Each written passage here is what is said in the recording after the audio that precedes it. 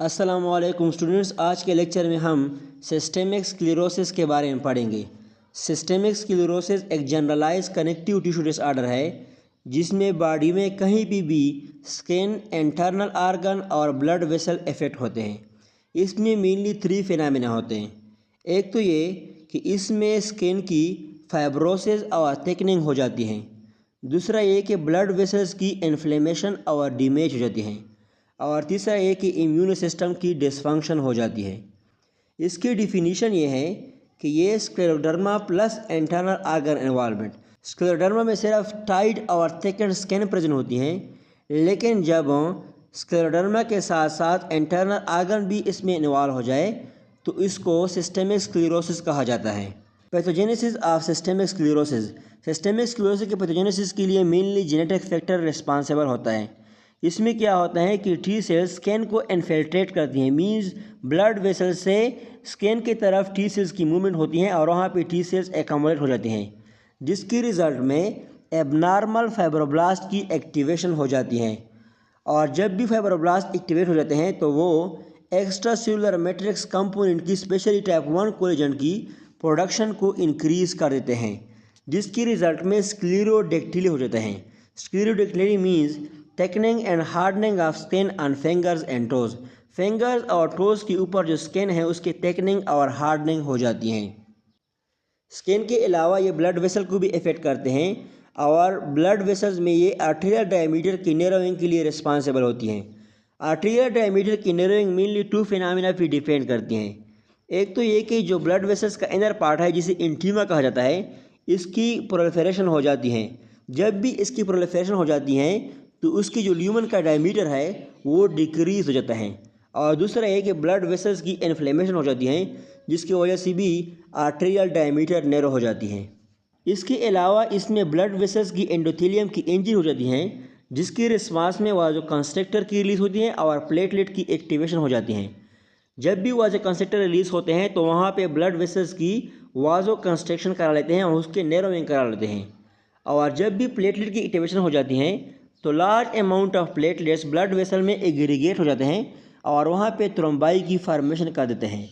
और जब भी थ्रोम्बाई बनती है तो वहाँ पे वेसल ब्लॉकेज हो जाती हैं। वेसल ब्लॉकेज की रिजल्ट में इस्केमिया हो जाता है, क्योंकि ये वेसल जिन आर्गन को सप्लाई करते हैं उसकी तरफ ब्लड सप्लाई डिक्रीज हो जाती हैं। तो उस आर्गन में जो फाइब्रोटिक प्रोसेस पहले से चालू है वो और भी इन्हेंस हो जाता है, जिसकी रिजल्ट में क्या होता है कि आर्गन फंक्शन इम्पेयर हो जाता है और लास्ट में आर्गन फेल्यूर भी हो जाती हैं। तो इसी तरह सिस्टेमिक स्क्लेरोसिस में डिफरेंट आर्गन की फंक्शन इम्पेयर होते हैं और इसकी आर्गन फेल्यूर होती हैं। अब हम सिस्टेमिक स्क्लेरोसिस के क्लिनिकल फीचर को डिस्कस करते हैं। हमें पता है कि सिस्टेमिक स्क्लेरोसिस में डिफरेंट आर्गन इफेक्ट होते हैं, डिफरेंट आर्गन की फंक्शन डिस्टर्ब होती हैं। तो हम हर आर्गन सिस्टम की सेपरेट क्लिनिकल फीचर डिस्कस करेंगे। पहले आते हैं स्किन पे। स्किन में क्या होता है कि जो एक्सट्रीमिटीज़ हैं, मीन्स जो लेम्स हैं, फेस हैं और ट्रंक हैं, उसमें स्किन की थिकनिंग और टाइटनिंग हो जाती है। इसमें पफी हैंड्स होते हैं, मीन्स फूले हुए हाथ होते हैं, ऐसा लगता है कि हाथ हवा से भरे हुए हैं। कार्पल टनल सिंड्रोम होती है। कार्पल टनल सिंड्रोम वो कंडीशन है जिसमें जब मीडियन नर्व कार्पल टनल के थ्रू रेस्ट में गुजरती हैं तो उसकी कंप्रेशन हो जाती हैं। तो यहाँ पे स्किन की टाइटनेस की वजह से मीडियन नर्व की कंप्रेशन हो जाती हैं। और इसके अलावा इसमें स्क्लेरोडेक्टिली हो जाती है, मीन्स फिंगर और टोस की जो स्किन है उसकी टाइटनिंग और थिकनिंग हो जाती है। इसमें इमोबाइल, पिंच्ड और माउस लाइक फेस होता है और purse string mouth. Purse string mouth का मतलब यह है कि उसकी मुंह पर्स की तरह नज़र आती है, जिसको स्ट्रिंग ने टाइटली पुल किया हुआ होता है। इसके अलावा इसमें सबक्यूटेनियस कैल्सिफिकेशन हो जाती है, मीन्स कैल्शियम साल्ट की डिपोजिशन स्किन के अंडर हो जाती है, जिसकी वजह से स्मॉल फर्म वाइट और येलोविश पिप्यूल्स और नड्यूल्स स्किन के ऊपर नज़र आते हैं। इसमें टेलेंजेक्टेजिया भी होती है। Telangiectasia means small dilated blood vessels. Small dilated blood vessels जो कि स्किन के ऊपर रेड और पर्पल स्पॉट्स और थ्रेड्स के फॉर्म में नज़र आते हैं। और सिस्टेमिक स्क्लेरोसिस के पेशेंट में रायनोड्स फिनोमेना भी होती हैं।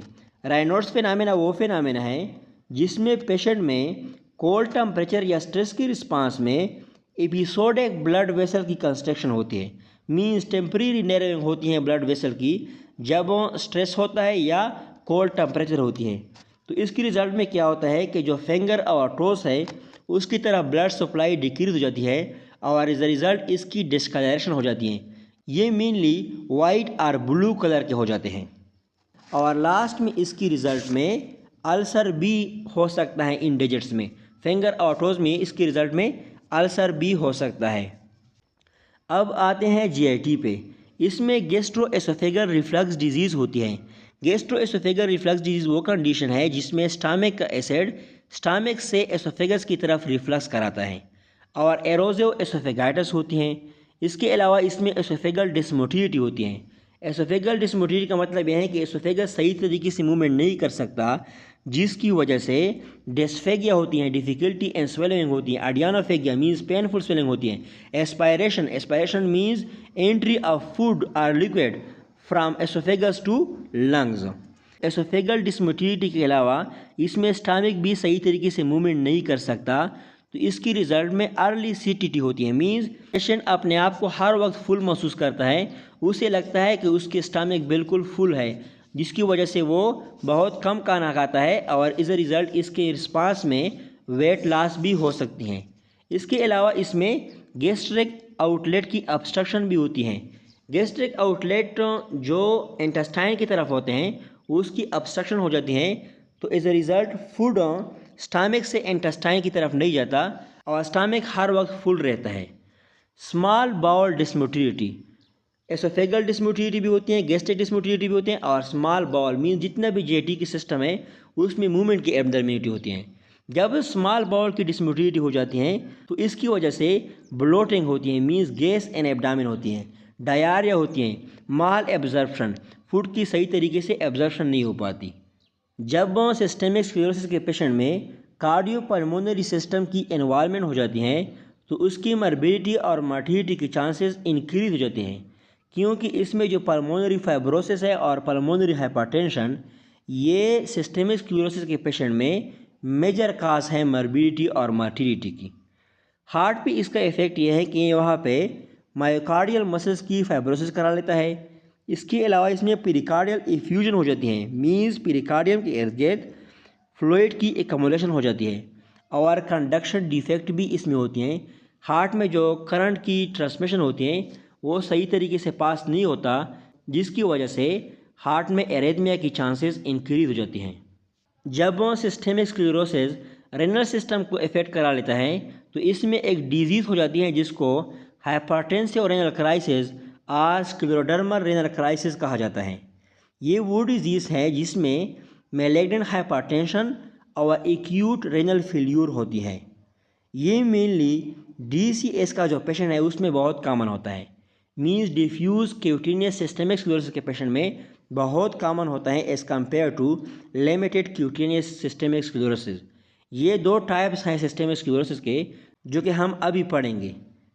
और जब भी इसमें एंडोक्राइन सिस्टम की इन्वॉल्वमेंट हो जाती हैं तो फीमेल में amenorrhea means menstrual cycle loss हो जाता है और एज ए रिज़ल्ट इनफर्टिलिटी हो जाती हैं। इसके अलावा थायराइड ग्लैंड की फाइब्रोसिस हो जाती हैं। थायराइड ग्लैंड की फाइब्रोसिस की वजह से हाइपोथायराइडिज्म भी हो सकती है। सिस्टेमिक स्क्लेरोसिस के टू टाइप्स हैं, एक है लिमिटेड क्यूटेनियस सिस्टेमिक स्क्लेरोसिस और दूसरा है डिफ्यूज क्यूटेनियस सिस्टेमिक स्क्लेरोसिस। ये दोनों टाइप्स टोटली आपस में अपोजिट हैं। लिमिटेड के नाम से वाज़ेह है कि यहाँ पे बहुत लिमिटेड जगह पे स्किन की थिकनिंग और टाइटनिंग होती हैं। इसमें मेनली फेस पे और distal to elbows and knees skin की थिकनिंग और टाइटनेस होती हैं। इसमें पल्मोनरी हाइपरटेंशन की चांसेस पल्मोनरी फाइब्रोसिस से ज़्यादा होती हैं। इसका मतलब यह है कि इसमें जो मेन प्रॉब्लम है वो लंग्स के ब्लड वेसल के साथ होती हैं। इसमें लंग्स की जो टिश्यू है उस पर इफ़ेक्ट बहुत कम होता है। रेनल क्राइसिस के चांसेस इसमें कम होती हैं, लेकिन अगर अपेयर भी होती हैं तो वो डिजीज़ के लास्ट स्टेजेस में अपेयर होती हैं। प्रोग्नोसिस इसकी गुड है और इसकी जो सर्वाइवल है वो 70% से ज़्यादा है। इसका मतलब ये है कि इसके जो पेशेंट में जब डिजीज़ की डायग्नोसिस हो जाए और ट्रीटमेंट स्टार्ट हो जाए तो फिर 70% जो पेशेंट है वो एटलीस्ट 10 साल तक सर्वाइव करते हैं। इसमें एंटी सेंट्रोमेयर एंटीबॉडीज़ 60% पेशेंट में पॉजिटिव होती हैं और एंटी न्यूक्लिएटेड एंटीबॉडी 70% पेशेंट में पॉजिटिव होती हैं। इसके अलावा इसमें एक डिजीज़ अपेयर होती है जिसको क्रेस्ट सिंड्रोम कहा जाता है। क्रेस्ट सिंड्रोम में कैल्सिनोसिस होती है, रायनोड्स फिनोमेना होता है, एसोफेगल डिस्मोटिलिटी होती है, स्क्लेरोडेक्टिली होती हैं और टेलेंजेक्टेसिया होती हैं, जो कि सब हमने पहले डिस्कस किए हैं। सिस्टेमिक स्क्लेरोसिस का जो दूसरा टाइप है वो है डिफ्यूज क्यूटेनियस सिस्टेमिक स्क्लेरोसिस, जो कि लिमिटेड के बिल्कुल अपोजिट है, क्योंकि ये 30% केसेस में प्रेजेंट होती हैं जबकि लिमिटेड 70% केसेस में प्रेजेंट होती हैं। इसमें टोटल लिम्स, फेस और ट्रंक की जो स्किन है इसकी थिकनिंग और स्टाइटनिंग हो जाती हैं, जबकि वहाँ पे सिर्फ फेस और लिम्स का जो स्मॉल पार्ट है उसकी थिकनिंग और टाइटनेस होती हैं। इसमें पल्मोनरी फाइब्रोसिस मोर कॉमन है as compare to pulmonary hypertension, जबकि वहाँ पे अपोजिट था।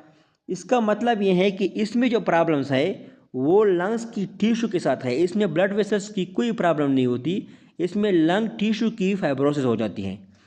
इसमें क्या होता है कि रेनल क्राइसिस मोर कॉमन है और ये डिजीज़ की अर्ली स्टेज में अपेयर होते हैं, जबकि वहाँ पे रेनल क्राइसिस लेस कॉमन थी। इसकी prognosis 40 to 60% survival at 10 years, means prognosis इसकी पुअर है और 10 ईयर्स तक सिर्फ 40 to 60% पेशेंट की सर्वाइवल की चांसेस होती हैं। इसमें एंटी टोपोआइसोमेरेज एंटीबॉडीज़ 30% पेशेंट में पॉजिटिव होती हैं, जबकि वहाँ पे एंटी सेंट्रोमेयर एंटीबॉडी 60% पेशेंट में पॉजिटिव होती हैं। इसमें एंटी न्यूक्लिएटेड एंटीबॉडी 70% पेशेंट में पॉजिटिव होती हैं, जबकि वहाँ पे भी ये सेम है। इसके अलावा इसमें भी रायनोड्स फिनोमेना होता है। अब आते हैं ट्रीटमेंट ऑफ सिस्टेमिक स्क्लेरोसिस पे। हमने पहले भी कहा है कि इसमें मल्टी सिस्टम इफ़ेक्ट होती हैं, तो इस वजह से जो भी सिस्टम इसमें इफ़ेक्ट होता है उसके लिहाज से हम इनमें मेडिकेशन देते हैं। अगर पीरिकार्डाइटिस इसमें हो गई है तो हम इस पेशेंट में एनसेड्स और स्टेरॉइड्स देते हैं। अगर आर्थराइटिस हो गई है तो हम इसको एसिटामिनोफेन, एनसेड्स और हाइड्रॉक्सीक्लोरोक्वीन देते हैं।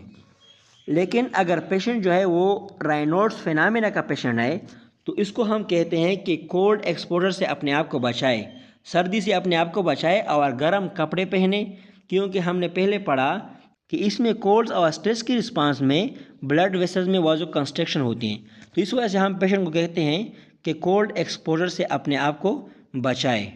इसके अलावा इसमें हम कैल्शियम चैनल एंटागोनिस्ट देते हैं और प्रोस्टासाइक्लिन की एपिसोडिक इन्फ्यूजन देते हैं, ताकि वहाँ पे जो डिजिटल एस्केमिया हो गया है उसको बचाया जा सके।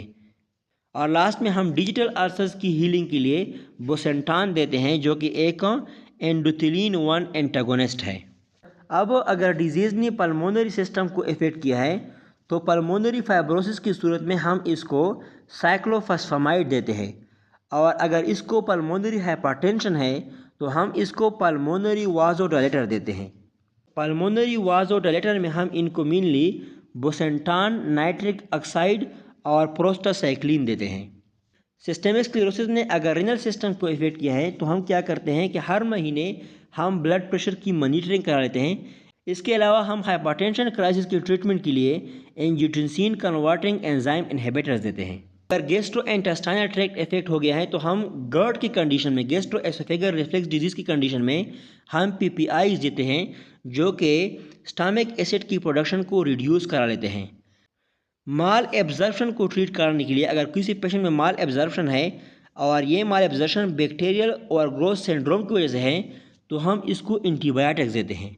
लेकिन अगर इस पेशेंट में हाइपोमोटिलिटी है, इसकी जो गैस्ट्रिक सिस्टम है या इसका जो एसोफेगस है वो सही तरीके से मूवमेंट नहीं कर सकता, तो हम इसको मेटोक्लोप्रामाइड और एरिथ्रोमाइसिन देते हैं। So this is all about systemic sclerosis. इंशाल्लाह आप सब दोस्तों को समझ आ गया होगा।